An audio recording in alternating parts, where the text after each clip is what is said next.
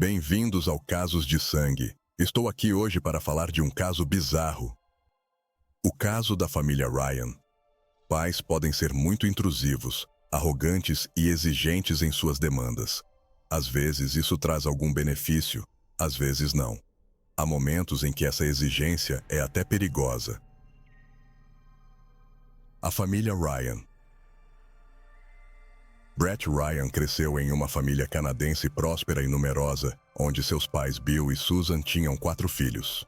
Pode parecer que ter tantos filhos, especialmente meninos, é um trabalho de paternidade difícil e exaustivo, mas não era para todos. Seus pais tentavam ensinar o jovem Ryan pelo exemplo. Seu pai, além de seu prestigioso trabalho no jornal diário Toronto Star, tinha muitos hobbies como esportes, yoga e psicologia. Quanto a Susan, ela era muito trabalhadora e toda a casa da família dependia dela. Ela não apenas dedicava seu tempo ao marido e aos filhos, mas também mantinha uma casa enorme em uma área prestigiosa de Toronto, em perfeitas condições, e tudo isso sem a ajuda de jardineiros e artesãos.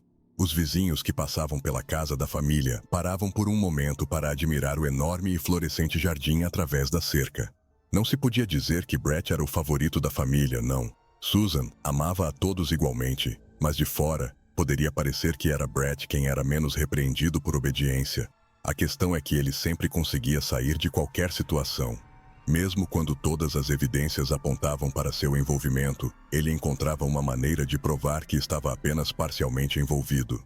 Surpreendentemente, essa habilidade o ajudou a ter muitos amigos. Sim, Brett era bastante popular na escola. Todos queriam ser amigos dele, ou pelo menos poder cumprimentá-lo com um aperto de mão. Assim como seus irmãos mais velhos, Brett foi para a universidade depois do ensino médio. O início da decadência. Brett sempre quis ser melhor que seus irmãos, então ele colocou um anúncio no jornal local, oferecendo aos moradores de Toronto um serviço para pintar casas e cercas. No início, as coisas estavam indo muito bem. O jovem tinha seu primeiro dinheiro. Susan até se orgulhava de seu filho e sempre o usava como exemplo para os outros. Mas é uma coisa quando esse dinheiro é de um trabalho de meio período e outra bem diferente quando você abandona a universidade para passar todo o seu tempo livre respirando o cheiro de tinta e não tendo nenhuma educação. Sim, depois de um tempo, Brett abandonou a universidade. Enquanto nos primeiros anos Brett se sentia confiante diante de seus irmãos mais velhos, depois de um tempo, quando Christopher e Lygland se formaram e encontraram empregos em suas especialidades, a autoridade de Brett começou a diminuir. Christopher trabalhava para a Comissão de Trânsito da cidade de Toronto e Lygland se tornou o artista e designer da família. Após seus estudos, eles se mudaram da casa dos pais e Brett, para evitar gastar parte de seus ganhos com aluguel, ficou com seu pai, mãe e irmão mais novo, que frequentavam uma escola para crianças superdotadas. A cada ano que passava, Brett ficava mais e mais desesperado por causa de suas dívidas e incapacidade de pagá-las. Ele desenvolveu depressão. Em 2007, quando Brett já tinha 26 anos, sua dívida havia ultrapassado $60 mil. Brett era considerado um cara bastante inteligente, mas ele não sabia usar sua mente. Ao mesmo tempo, ele não mostrava o quão mal estava. Ele sempre sorria, ajudava a todos, era participante de movimentos voluntários. Ninguém podia acreditar o quão grande era o buraco negro em sua alma.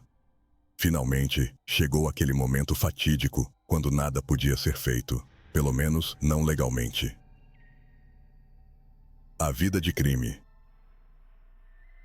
Em 28 de outubro de 2007, Brett não tinha encomendas para pintura de casas ou qualquer outro trabalho ao redor da casa. As encomendas são sempre extremamente escassas no outono. Todos que queriam já haviam pintado suas casas na primavera ou no verão. O inverno se aproximava, do qual não se devia esperar nenhum grande ganho. Não havia tempo para esperar por nada. Brett vestiu todas as roupas velhas que tinha no armário. Um chapéu, um suéter longo que havia ganhado de seu irmão mais velho, um cachecol que sua mãe havia tricotado. O cachecol era comicamente longo. Brett nem sequer o havia usado antes, mas finalmente o cachecol veio a calhar. Ele enrolou o cachecol em volta do rosto, deixando apenas uma fenda estreita para os olhos, e se dirigiu para o banco que ficava nos arredores de seu bairro. Ele estava segurando uma pasta grossa e mancava de brincadeira com o pé direito. Brett esperou sua vez no banco, e quando finalmente foi chamado por um funcionário, ele se aproximou e disse em voz baixa que tinha uma arma consigo.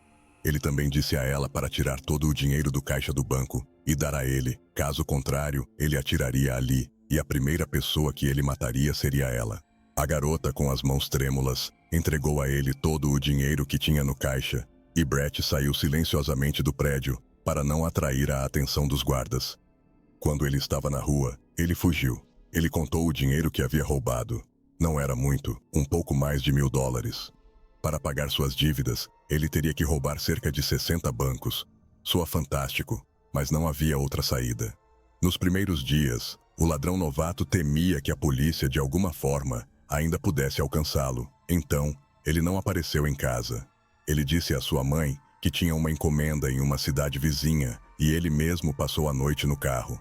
Periodicamente, Brett se aproximava sorrateiramente de sua casa para ver se havia um carro de polícia nos arbustos. Mas tudo estava quieto, ninguém estava procurando por ele. Então ele pensou, isso é bom, as coisas estão indo na direção certa. O primeiro roubo foi seguido por um segundo, terceiro e quarto. Brett trocava de roupa cada vez, ele não usava mais suas roupas velhas. Ele as comprava de segunda mão, ou até as encontrava no lixo. Após o crime, ele queimava as roupas usadas. Brett também comprou uma barba de uma loja que vendia fantasias para festas à fantasia. Os funcionários do banco que ele ameaçava sempre notavam sua barba e mais tarde testemunharam que o criminoso era um homem barbado. Os jornais de Toronto começaram a publicar uma série de artigos sobre o ladrão barbado, mas o ladrão barbado nunca fez fortuna nos roubos. O valor máximo que poderia ser roubado não excedia $3.000. Finalmente, Brett teve um fracasso. A polícia avistou seu carro nas câmeras de vigilância e o seguiu até em casa. Naquela época, eles ainda não tinham provas diretas de sua culpa. Foi decidido apenas seguir o suspeito. Era como se Brett sentisse a vigilância externa e não tivesse evitado voltar a roubar pelos próximos 15 dias. Embora antes disso, os intervalos entre os crimes fossem de 3 ou 4 dias. Os policiais pensaram que estavam na trilha errada e perderam seu tempo suspeitando de um cara inocente. Mas finalmente, a sorte sorriu para eles. Brett saiu de casa, entrou em um carro e mais tarde, saiu do carro não muito longe do banco, vestindo uma roupa estranha diferente. Ele entrou na agência, ficou lá por um tempo, mas na saída foi recebido pela polícia para finalmente algemá-lo e anunciar que o muito discutido ladrão barbado finalmente havia sido pego. Captura e consequências. Brett esteve sob investigação por 7 meses. Ele foi acusado de roubo com arma de fogo. Curiosamente, apesar de ter uma licença para porte de arma, o ladrão barbado sempre ia ao banco de mãos vazias. Ele nem sequer tinha uma faca de cozinha consigo. No total, ele foi acusado de 19 crimes e foi enviado para a prisão. De lá, Brett, assim como sua família, entrou com múltiplos recursos. Isso produziu resultados. Apenas 8 das 19 acusações foram mantidas. Mas Brett não parou por aí. Assim que teve a oportunidade de solicitar liberdade condicional, ele a aproveitou. Em sua petição, Brett pediu para levar em consideração o fato de que ele cometeu esses crimes estando em uma depressão severa, causada por 2 relacionamentos fracassados, bem como uma grande quantidade de dívidas. Ao mesmo tempo, ele mais uma vez observou que foi aos crimes sem armas, absolutamente sem planejar prejudicar ninguém. Suas observações foram aceitas, mas para sair da prisão mais cedo, ele teve que passar por uma sessão com um psicólogo. As sessões tiveram um efeito positivo em Brett. Durante todo o tempo que esteve atrás das grades, ele não se comunicou com sua família e agora ele mesmo deu um passo em direção a se aproximar e restaurar as relações com sua família. As mudanças positivas foram notadas pelos comissários. Então, em 24 de novembro de 2010, Brett foi libertado. Esta liberdade pela qual o jovem lutou tão zelosamente acabou sendo muito amarga e até mais difícil do que era antes. Quem era Brett antes? Um pintor com um pesado fardo em sua alma. O que ele era agora? Brett, o ladrão de bancos. Brett, o ex-condenado. Com um histórico tão manchado, ele nunca foi contratado por nenhuma empresa, e aqueles que o contratavam para serviços de pintura de casas, assim que o reconheciam como o ladrão barbado, recusavam seus serviços. Também os vizinhos, sim, os mesmos que costumavam elogiar o jardim de Susan e visitar, agora começaram a espalhar vários rumores desagradáveis. Toda a família Ryan vendeu apressadamente a casa e se mudou para Scarborough. Susan começou a cultivar seu novo jardim novamente e Brett conseguiu um emprego em uma empresa de comércio, mas seu salário não era alto. Seus pais também estavam ajudando-o com dinheiro para reconstruir sua educação universitária. Brett ainda visitava um psicólogo e cada vez o especialista o aconselhava a mesma coisa: não rompa a conexão com sua família. O conselho do psicólogo realmente funcionou. Apesar disso, o bem-estar financeiro de Brett deixava muito a desejar. Uma segunda chance. Em setembro de 2011, o primeiro acidente feliz em sua vida aconteceu. Ele conheceu Kristen Baxter. Kristen era uma garota simplesmente fantástica. Ela tinha seu próprio apartamento, cujas janelas davam para o mar, graças ao qual o jovem casal abriu uma bela paisagem. Ela se dedicava aos esportes, o que lhe permitia manter seu corpo em forma e, o mais importante, ela não se importava com o passado de Brett. Eles também viajavam periodicamente como casal e até tinham estado na Austrália. O pai e a mãe de Brett, observando o desenvolvimento de seu relacionamento com a garota, estavam muito felizes.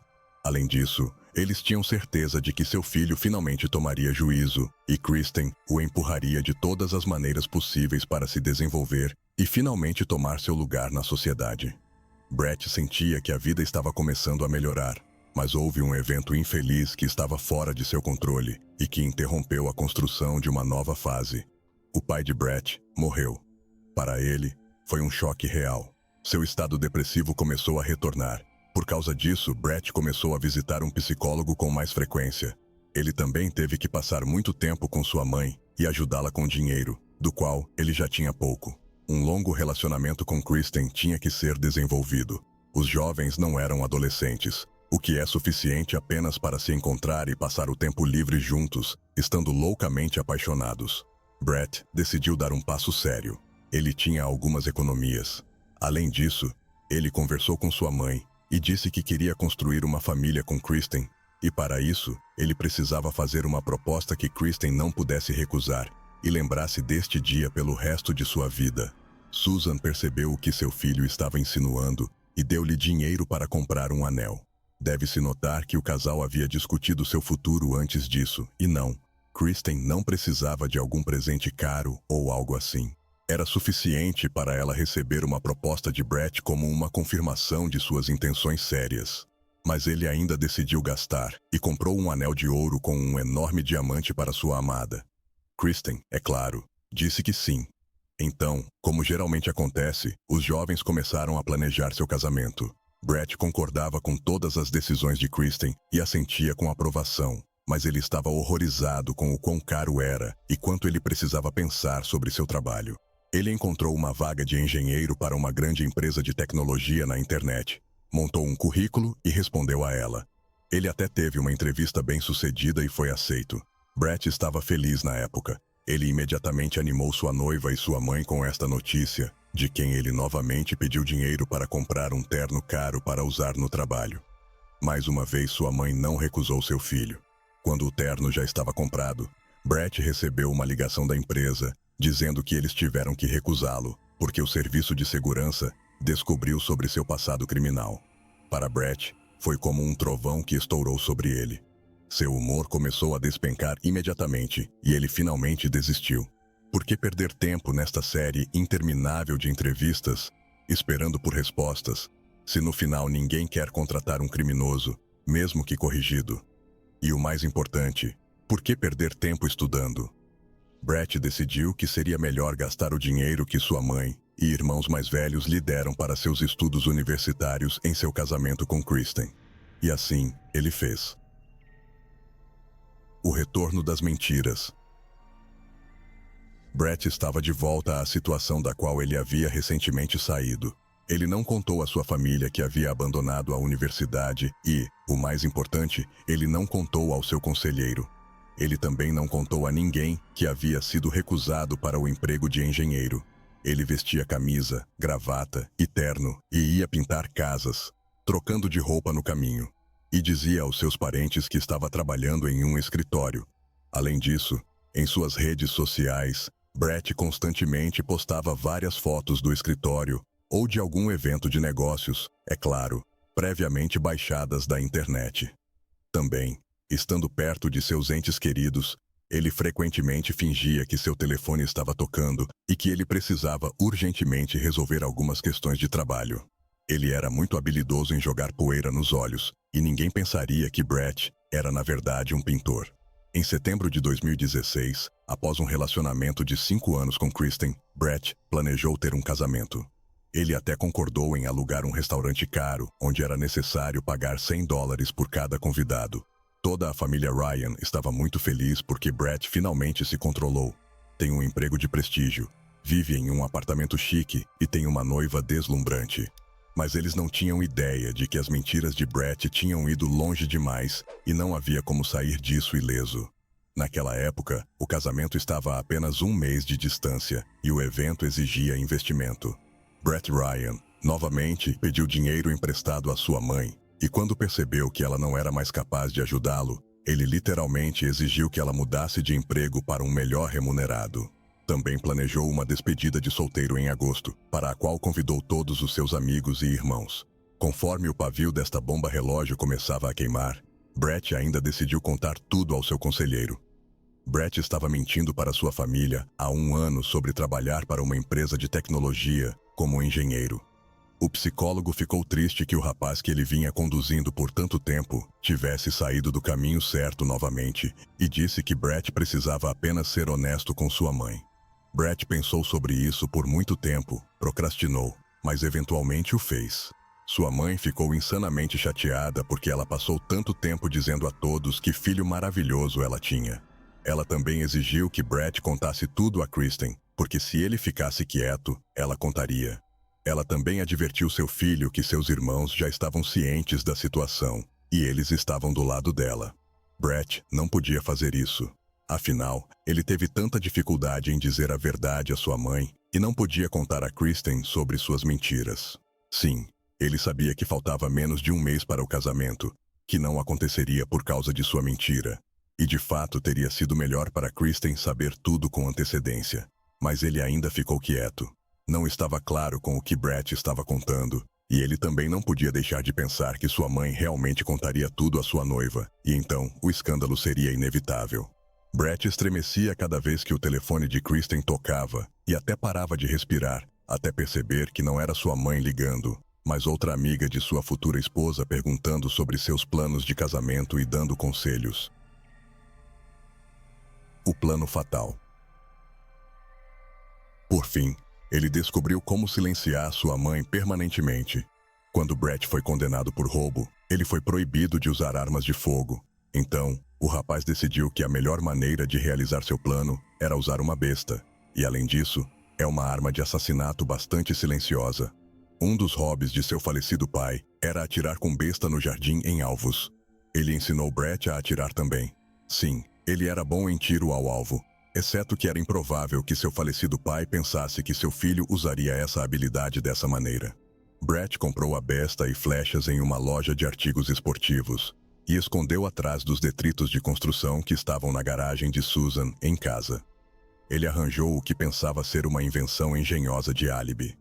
Ele amarrou uma colher a um ventilador e configurou o próprio ventilador em um temporizador. Quando o temporizador disparasse, o ventilador ligaria e a colher se moveria pelo teclado do computador, enviando comentários pré-preparados para o YouTube. De fora, deve ter parecido que Brett passou o dia todo em casa assistindo vídeos e comentando sobre eles. O massacre. Na manhã de 25 de agosto, Brett se vestiu com roupas estranhas que escondiam seu rosto, saiu de casa pela porta dos fundos para evitar as câmeras de segurança e pegou um trem para a casa de seus pais para se livrar de uma vez por todas de quem quer que pudesse atrapalhar seu bem-estar e o de Kristen. Susan ficou muito surpresa com a chegada inesperada de seu filho. Ela não estava se sentindo bem naquele dia, mas Brett, apesar da condição de sua mãe, Mais uma vez começou a persuadi-la e até exigir que não contasse nada à sua futura esposa. A mãe recusou categoricamente. Então ele começou a ficar com raiva e Susan, sentindo algo errado, vendo os olhos loucos de seu filho, avisou-o que já havia chamado Christopher e ele estava a caminho deles. Brett estava ficando louco. Ele correu para a garagem, pegou uma besta, mas sua raiva e adrenalina o inundaram com tanta força que ele nem conseguia fazer um tiro. Ele simplesmente espancou sua mãe com a coronha da arma e, finalmente, para ter certeza de que ela estava finalmente morta, ele apertou a corda ao redor de seu pescoço. Depois de jogar sacos plásticos sobre o corpo, Brett carregou a besta com flechas e se escondeu nos arbustos, esperando seu irmão chegar. Depois de um tempo, Christopher chegou, começou a chamar por sua mãe ou seu irmão, mas em resposta, foi perfurado no pescoço por trás, o que o fez morrer em poucos minutos. A próxima vítima foi o irmão mais novo, Alexander. Como se descobriu, Susan conseguiu ligar para ele também.